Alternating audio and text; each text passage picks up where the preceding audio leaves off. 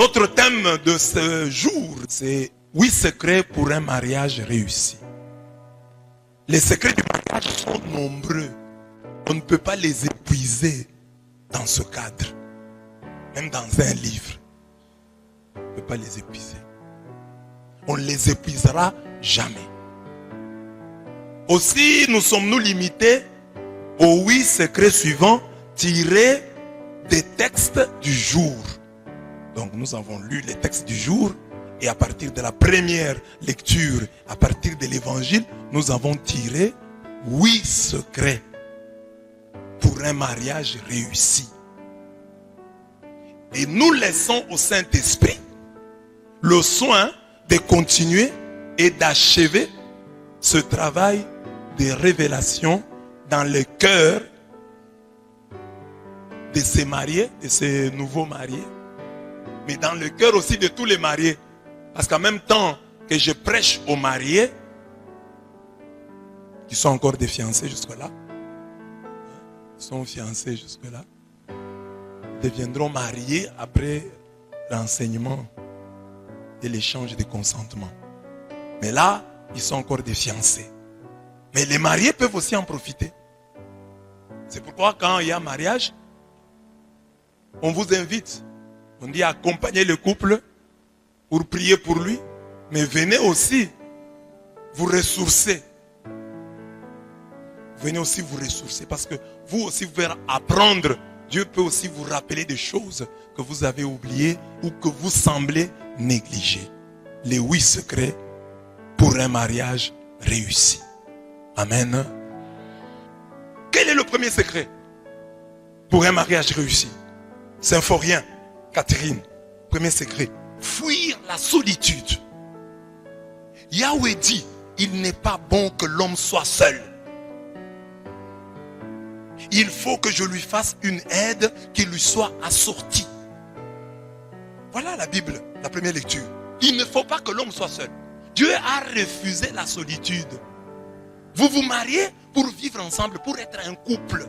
Soyez un couple. Qu'on vous voit à deux. Dialoguez. Parlez entre vous.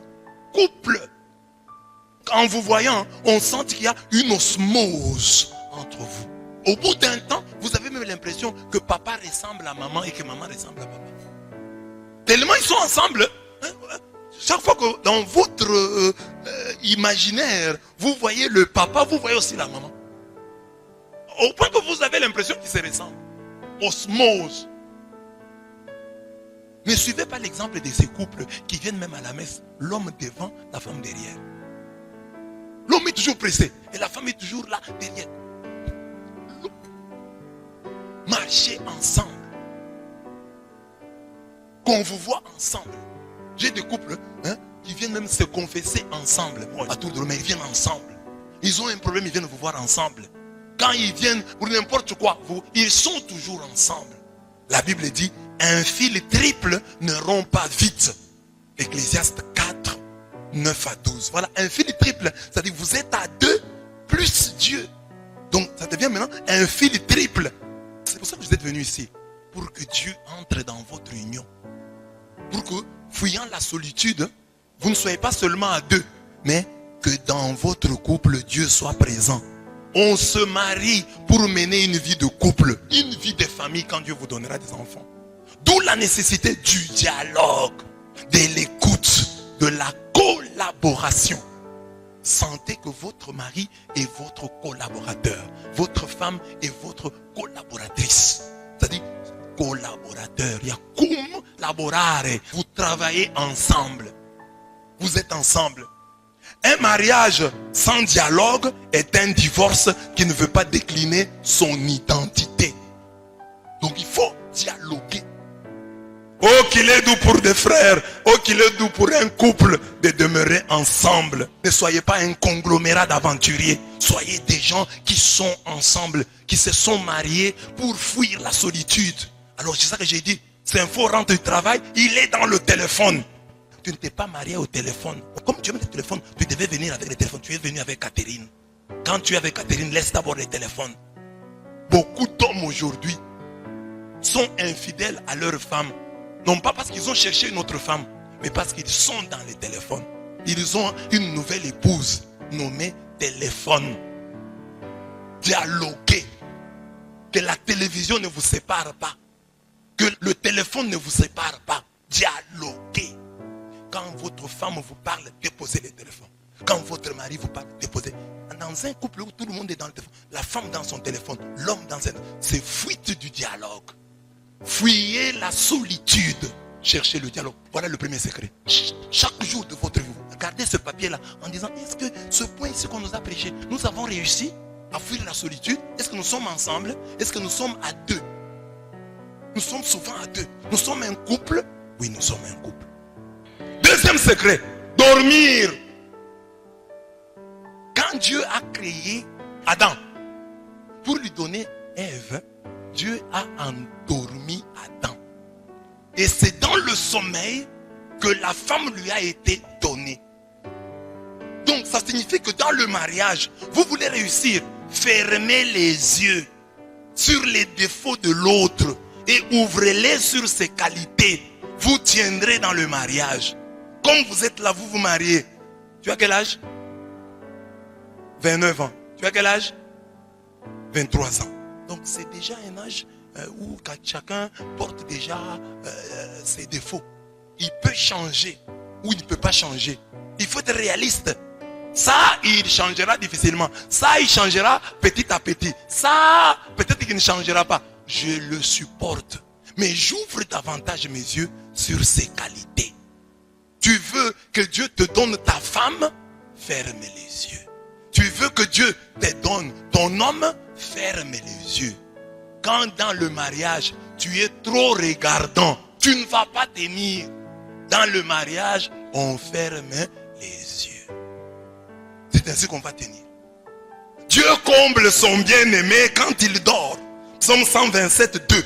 Une manière de dire que pour tenir dans le mariage, il faut fermer les yeux sur les faiblesses pour les garder grands ouverts sur les qualités de l'autre. Trop de remarques tuent l'amour et l'autorité. Trop de remarques tuent l'amour et l'autorité. Quand tu fais trop de remarques, la femme va t'appeler marqueur ou remarqueur. Pour que Ève soit vraiment à vous, fermez les yeux, dormez. Pour qu'Adam soit vraiment à vous, fermez les yeux, dormez. Quand on devient trop regardant dans l'amour, il y a crise d'amour. Car l'amour, le vrai, est toujours sinon aveugle, du moins distrait quant aux fautes de l'autre. Tu peux rencontrer un homme, tu parles avec lui, tu sens qu'il a une mauvaise haleine. Tu ne supportes pas. Il a une femme qui supporte cette mauvaise haleine. C'est-à-dire, elle, l'amour fait disparaître la mauvaise haleine. Mais toi qui es étranger et qui n'est pas le mari de cette femme ou la femme de cet homme-là, toi tu sens ça, mais sa propre femme ne sent pas. Amen. Dormir. Dormir. 3. Étonner et s'étonner. J'ai dit, pour créer Ève, Dieu a endormi Adam. Et il a tiré Ève de la côte d'Adam. Amen. Maintenant, étonner et s'étonner. On dit ceci. Voyant pour la première fois la femme, l'homme s'écrie, pour le coup, c'est l'os de mes os et la chair de ma chair. Genèse 2, 23. Je suis Ish, homme, et elle est Isha, femme. La femme a étonné l'homme. Et elle doit continuer à le faire. L'homme doit faire de même. Et chacun doit se faire le devoir de se laisser éblouir par le bien qui transpire dans la vie de l'autre. Qui s'étonne comme Nathanaël, pour peu de choses, en reçoit davantage. Jean 1, 47 à 51. D'où l'exigence pour chaque partenaire de continuer à créer des gestes d'amour, des surprises d'amour. Le salut d'un couple, son harmonie est à ce prix. Un bon couple lutte continuellement contre la vieillesse, contre la routine. Il faut dans le mariage se dire chaque jour, je dois étonner mon mari. Moi je suis une femme. Quand la femme a été présentée pour la première fois à Adam, Adam s'est écrié. Oh, pour les coups, voici l'os de mes os et la chair de ma chair. L'homme s'est étonné. Quatrième secret, rester nu. Or, tous deux étaient nus, l'homme et sa femme, et ils n'avaient pas honte l'un devant l'autre. Cette nudité première était le signe de l'innocence qui caractérisait nos premiers parents. Mais qu'est-ce qui se passa par la suite? Après la chute, le péché. C'est après avoir mangé le fruit défendu que leurs yeux s'ouvrirent et ils connurent qu'ils étaient nus. Ils cousirent des feuilles de figuier et se firent des pagnes. Genèse 3, 7. Mais lorsque Dieu vint pour l'interpeller, il demanda à l'homme, où es-tu? L'homme répondit, j'ai entendu ton pas dans le jardin, j'ai eu peur parce que je suis nu et je me suis caché. Dieu reprit, qui t'a appris que tu étais? La réponse de l'homme est très symptomatique. C'est la femme que tu as mise auprès de moi.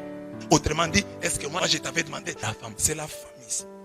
C'est quand l'homme et la femme tombent dans le péché qu'ils se rendent compte que la nudité est une mauvaise chose et qu'ils cherchent à se couvrir.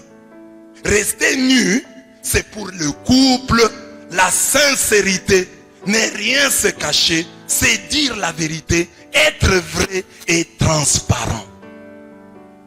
J'ai un code dans mon téléphone, ma femme le connaît. Pas comme les mariages qu'il y a là.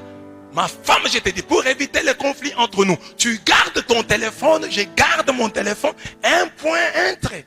Ça, c'est pas un mariage. Vous n'êtes pas nus. Adam et Ève, c'est quand ils ont péché qu'ils se sont rendus compte qu'ils étaient nus.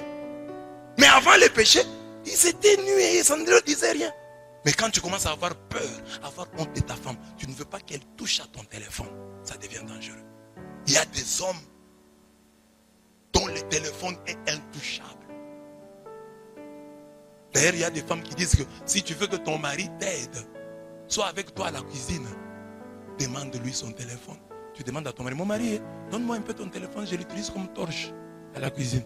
L'homme ne va pas quitter la cuisine, sera toujours à la cuisine. Oui, oui. En tout cas, ma chérie, pour que tu ne puisses pas entrer dans le téléphone. Cinquième secret, fleurir où l'on est planté. Dans un couple, chacun doit garder la place que Dieu lui a assignée. La femme doit être tendre et soumise. L'homme doit être réfléchi. L'homme doit être compréhensif. L'homme doit être responsable. Marie, aimez vos femmes. Femmes, soyez soumises à vos maris. Ce mystère est grand. Il concerne le Christ et l'Église. Ephésiens 5, 32. J'ai toujours pensé qu'aimer comme le Christ, ce qui est demandé au mari, est plus difficile que ce qui est demandé à la femme, obéir comme l'Église. Mais peut-on vraiment obéir, se soumettre sans amour? Peut-on aimer sans se soumettre? Parce qu'on dit, l'homme aime. C'est la femme qui se soumet. Mais moi je trouve que on ne peut pas aimer sans se soumettre. Pour vous soumettre à votre mari, il faut l'aimer. La femme qui ne vous aime pas ne se soumettra pas à vous. Donc et l'amour et la soumission sont demandés et à l'homme et à la femme. Parce que la Bible dit, avant de dire, mari aimez vos femmes, femmes soyez soumises à vos maris, la Bible a dit en Ephésiens 5, 21. Soyez soumis les uns aux autres.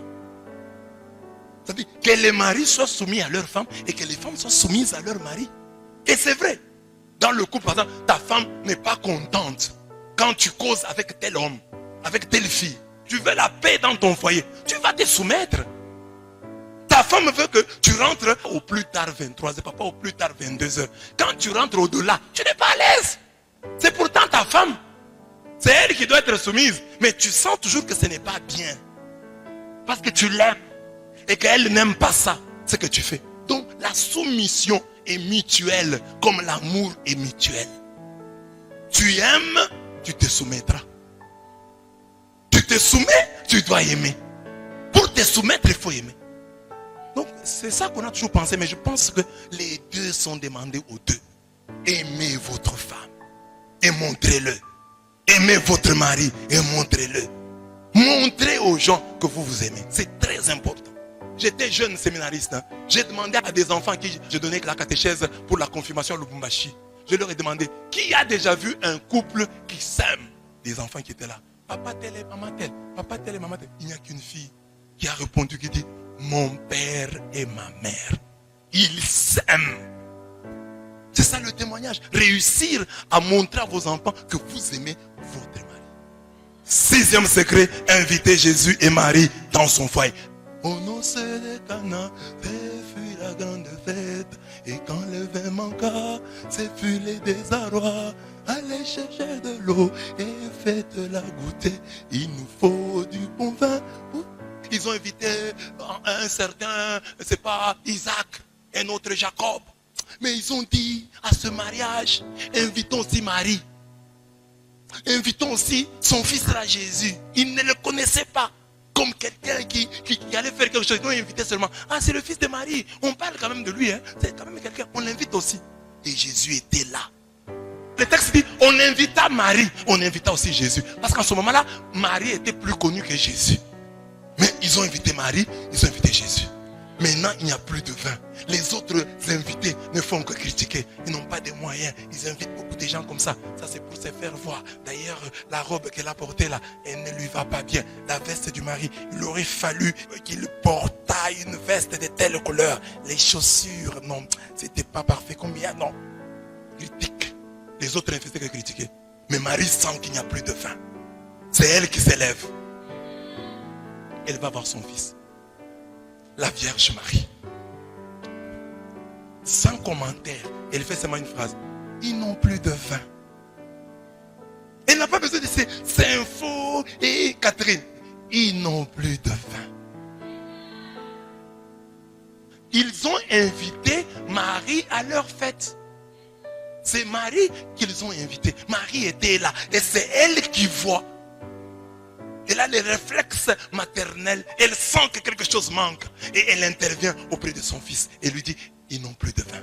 Et le fils dit, qu'y a-t-il entre toi et moi, femme? Mon heure n'est pas... Les gens s'étonnent que Jésus appelle Marie femme. Mais Marie est femme. Jésus est créateur. Jésus est Dieu. S'il m'appelle moi Kanda, je n'ai pas un problème, je ne vais pas en faire. Je suis Kanda. Je ne vais pas demander à Jésus qu'il m'appelle M. Lavé. Je ne suis pas son M. Lavé. Il peut appeler Marie femme. Même si Marie l'a mise au monde, il peut m'appeler moi Kanda, même si je suis son serviteur. Il n'est pas obligé de me dire, oh pasteur Blaise, oh père Blaise. Non. Quand il appelle femme, c'est normal. Il est Dieu. Il n'y a pas de problème. Femme, qu'y a-t-il entre toi et moi? Mon heure n'est pas encore arrivée. Mais son heure n'est pas encore arrivée. Il va faire le miracle. C'est que Marie est une femme de foi. Et Dieu honore la foi. Qu'est-ce que Marie a fait? Marie a compris un texte de la Bible qui dit que au temps du Shiloh, quand viendra le Shiloh,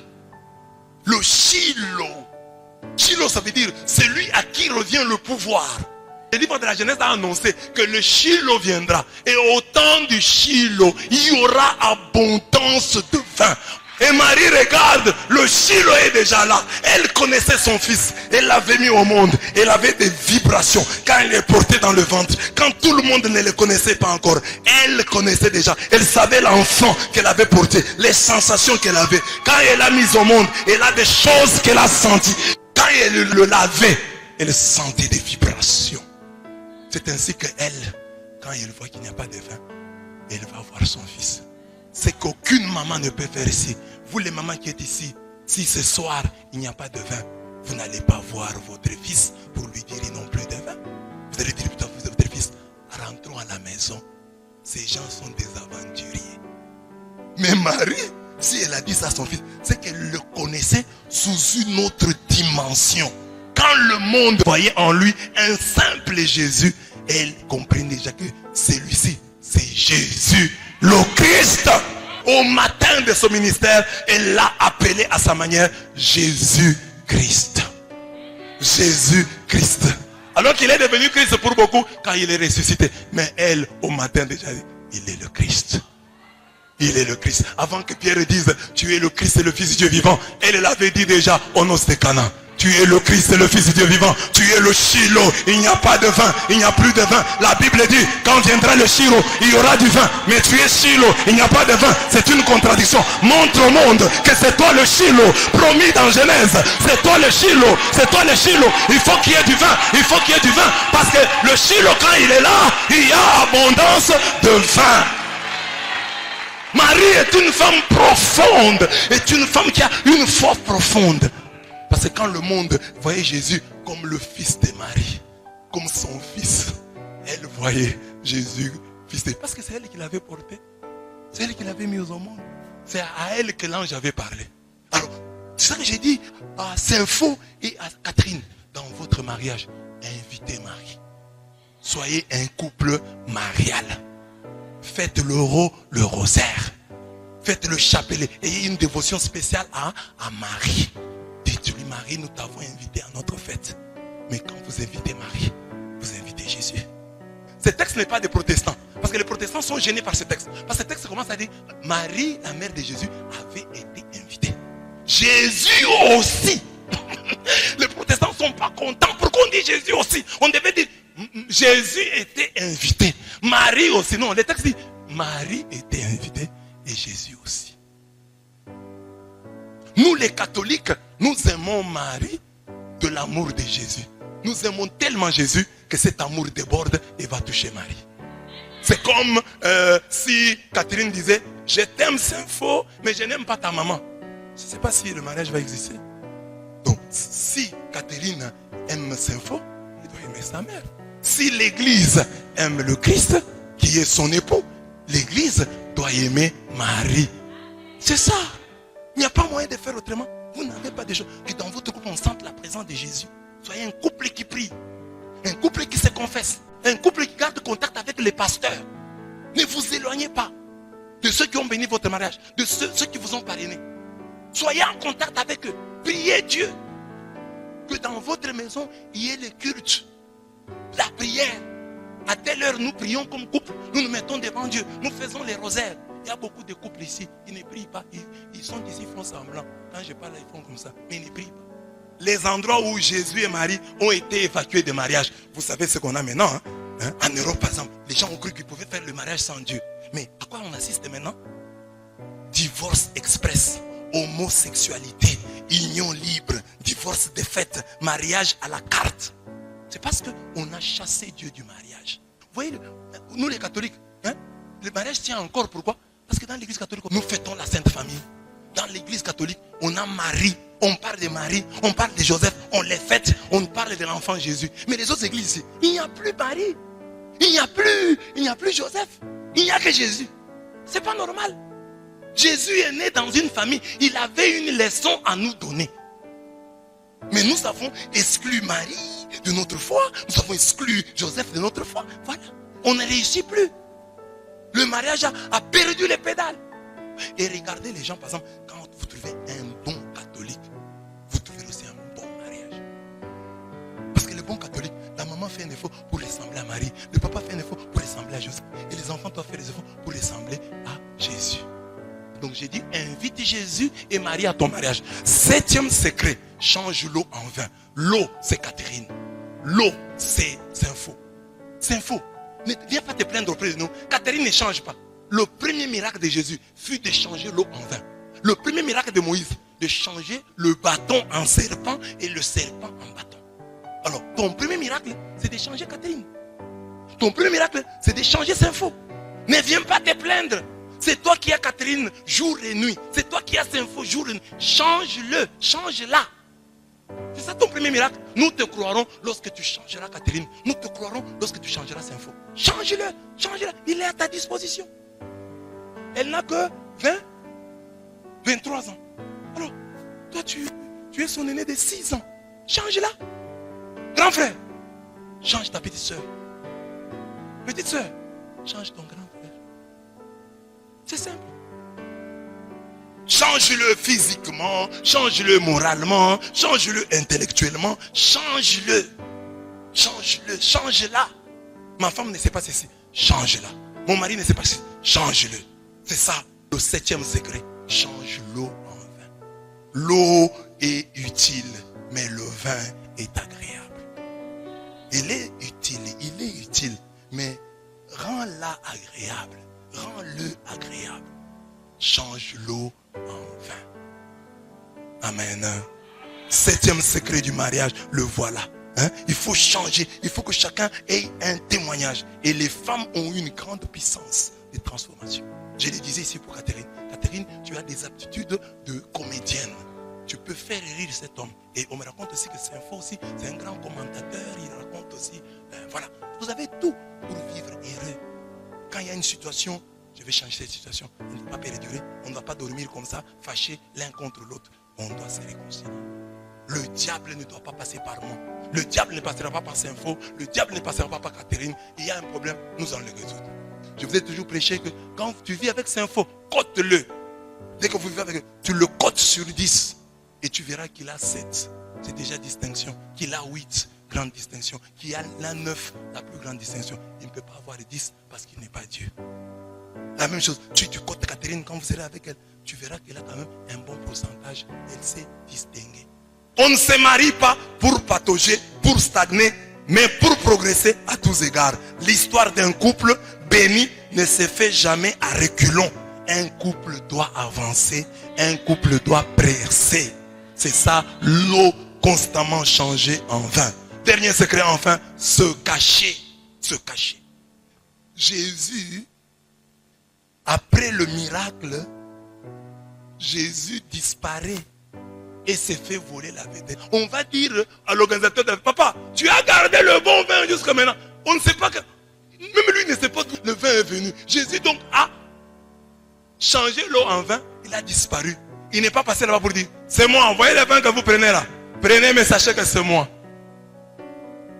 C'est moi qui vous ai donné le vin là. Jésus donne le vin et quelqu'un lui vole la vedette.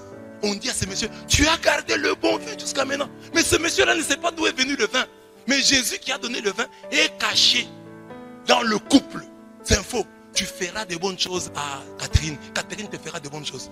Mais cache-toi. Ne sois pas dans le mariage pour rappeler à Catherine. Catherine, tu sais, tu étais comme ça. Moi, j'étais fait comme ça. Catherine aussi ne rappelle pas Tinfo. Tinfo, tu étais comme ça. C'est moi qui t'ai fait ça. Non. Tu as fait le bien. Cache-toi. Tu as fait le bien. Cache-toi. Il y a beaucoup de maris qui rappellent à leur femme. Tu sais, moi je t'ai épousé, j'avais donné $2000. Si aujourd'hui je te chasse, qui va me remettre ça? Non. Et tu dis ça, tout le monde est là. Tu es venu ici avec tes habits dans un carton. C'est moi qui t'ai donné un sac. Tu mets maintenant des habits dans l'armoire et tu parles contre moi. Papa, cache-toi. La femme aussi. Toi, tu n'avais rien. C'est grâce à mes prières. J'ai prié. C'est pourquoi tu as ce travail-là. Mais pour éviter que ton mari, que ta femme te rappelle ce qu'elle a fait pour toi, ce qu'il a fait pour toi, le secret est là. Sois le premier à reconnaître. Symphorien et Catherine, nous disons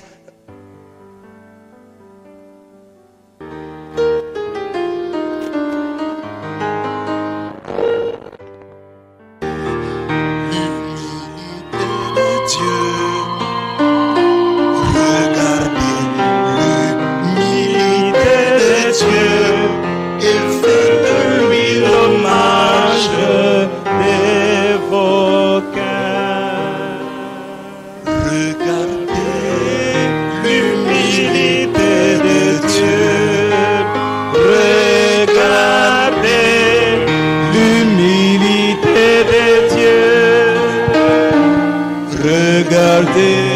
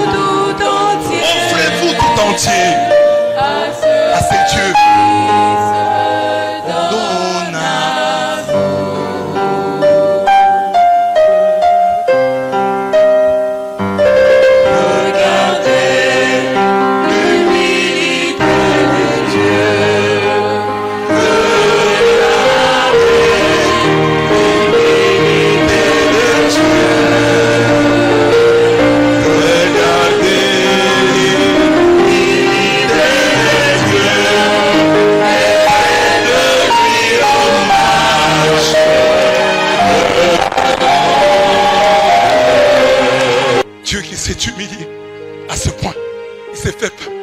Nous pouvons blaguer avec lui. Quelqu'un peut venir ici le voler, aller laisser chez un féticheur. Et le Dieu se laisse faire. Il est là enfermé dans le tabernacle. Personne ne vient le visiter. Et Dieu est là dans le tabernacle. Personne ne vient le voir. Et Dieu est là, tout seul dans le tabernacle. Et toi tu dis, on m'a abandonné. Ça c'est le pain tout simplement. Mais quand il sera consacré, je t'ai montré ce mot pour te dire, regarde l'humilité de Dieu. Qui peut dire que Dieu ne s'est pas humilié? Que Dieu vous bénisse.